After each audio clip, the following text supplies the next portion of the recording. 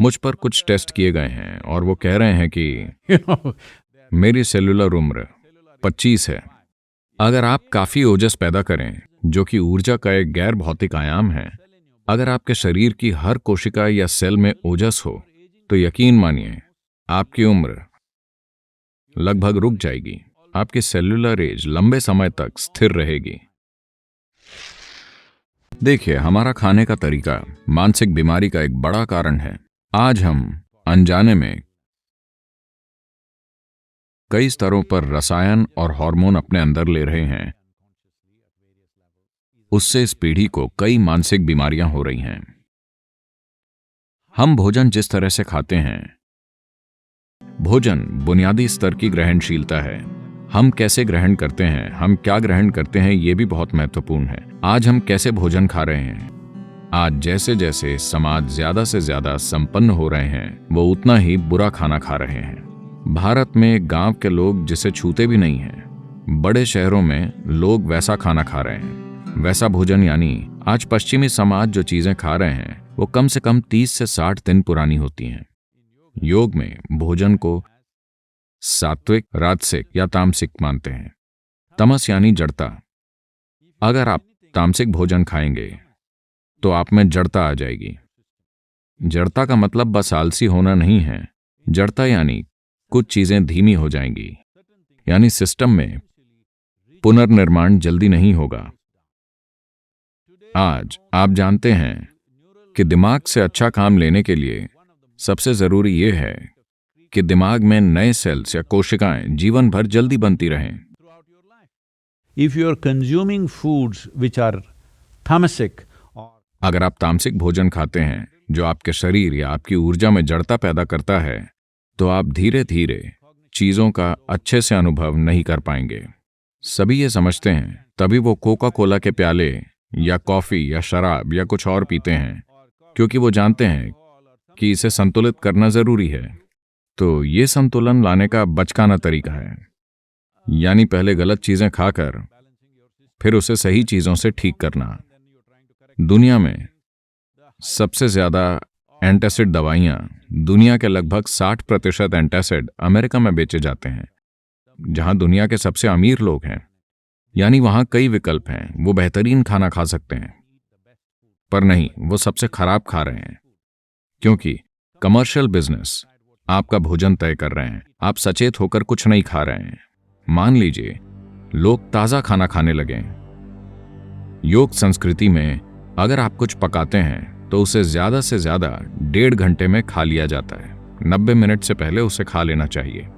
उसके बाद भोजन को नहीं छुआ जाता, क्योंकि उसमें तमस आने लगता है, यानी जड़ता होगी।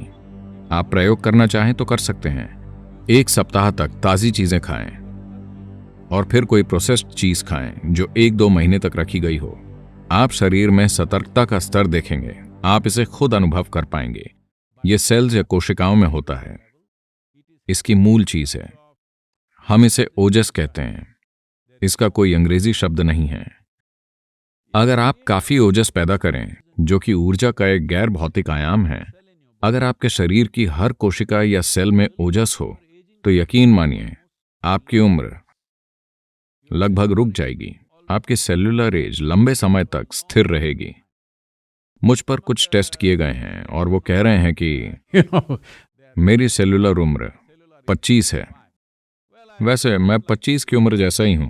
मैं उतनी ही गतिविधि कर रहा हूं, मेरा वजन उतना ही है, सब वही है। ये कोई चमत्कार नहीं है, सभी ऐसा कर सकते हैं, बस बुनियादी बातों पर ध्यान देना होगा। भोजन से एक और चीज जुड़ी है जिसे विरुद्ध आहार कहते हैं।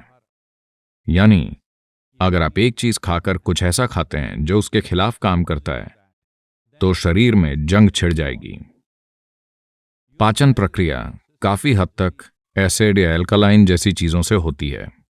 मान लीजिए आप फैट वाला मांस खाते हैं, तो मांस अकेला उतना नुकसान नहीं पहुंचाएगा, पर उसे चावल और घी यानी बिरयानी के साथ खाने में ज्यादा नुकसान होगा, क्योंकि ये दोनों चीजें एक दूसरे के खिलाफ हैं। इसी वजह से कोई भी मांसाहारी चीज और दूध या दूध से जुड़ा भोजन एक साथ नहीं खाते, क्योंकि उन्हें मिलाने से वो एक दूसरे के खिलाफ हो जाएंगे और आपके अंदर एक जंग पैदा कर देंगे। योग विज्ञान के हिसाब से भोजन पेट की थैली में 2.5 घंटे से ज्यादा नहीं रहना चाहिए। 2.5 घंटे में वो बाहर चला जाना चाहिए और पेट खाली हो जाना चाहिए। भूख नहीं लगेगी, पेट खाली रहेगा। ये अच्छा है। हम पेट को हमेशा खाली रखना चाहते हैं क्योंकि तब हर चीज बेहतर काम करती है। और पेट की सेहत को आज बिल्कुल नजरअंदाज कर दिया गया है।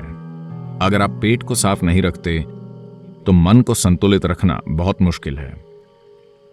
तो आयुर्वेद और सिद्ध में अगर आपकी रातों की नींद डिस्टर्ब हो रही है, आपको कोई परेशानी है या कोई मानसिक समस्याएं हैं, तो सबसे पहले यह शुद्धिकरण किया जाता है। पेट की सफाई से अचानक संतुलन महसूस होता है। तो ईशा योग केंद्र में हम सुबह नीम और हल्दी की एक छोटी गोली खाते हैं। इसके कई पहलू हैं। यह आपके सिस्टम पर कई तरह से असर डालती है।